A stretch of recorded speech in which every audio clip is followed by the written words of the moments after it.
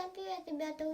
Вы на канале Динозавр. И сегодня я покажу самолобные колобьи из серии колобья. Это летучий голландец, а это чернопылина. Угу.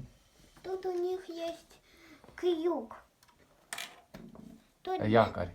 Да, якорь. Тут есть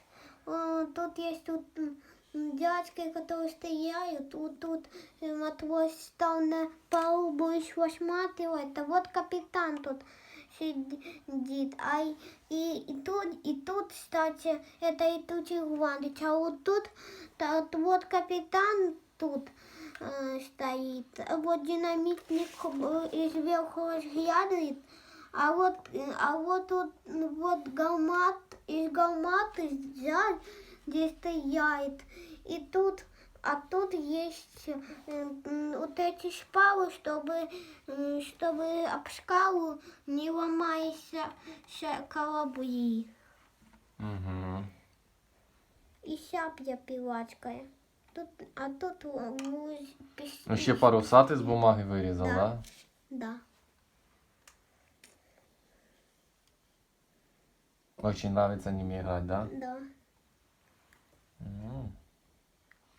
Пистолет с Нексанайса, да? Пушка. Не стоять. Чё? Просто их долго перезаряжать. Не, нормально. Уф.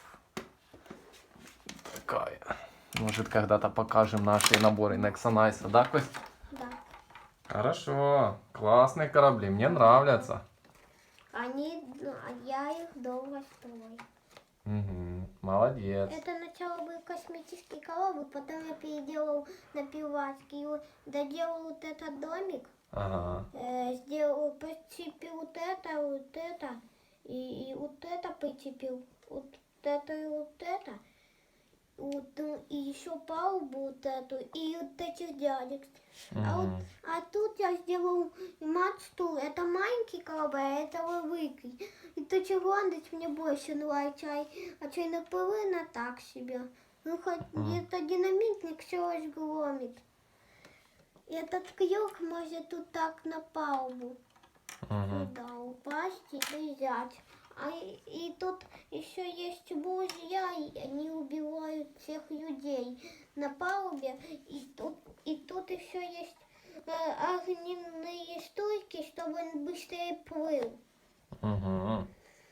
Есть обшкала, а тут капитан, а тут с пистолетами, с пилачками стреляет и летучего голландца. Из этой пушки, из этой гарматы все сломаете. А вот тут бочкой можно хранить патроны до гармат. Ядром стреляет. А тут главное, тут можно отцепить вот так все можно отцепить. Угу. И прицепить назад. Угу.